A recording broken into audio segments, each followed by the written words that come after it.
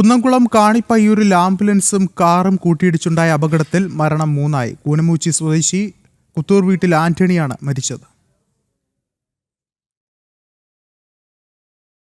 ഇന്ന് രാവിലെ 7:30-യോടെയാണ് മരണം. അപകടത്തിൽ ഗുരുതരമായി പരിക്കേറ്റ് തൃശൂരിലെ സ്വകാര്യ ആശുപത്രിയിൽ തീവ്രപരിചരണ വിഭാഗത്തിൽ ചികിത്സയിലായിരുന്നു ആന്റണി. ആന്റണിയുടെ ഭാര്യ പുഷ്പ, കണ്ണൂർ സ്വദേശി 86 വയസ്സുള്ള കുഞ്ഞിരാമൻ എന്നിവർ അപകട ദിവസം തന്നെ മരിച്ചിരുന്നു.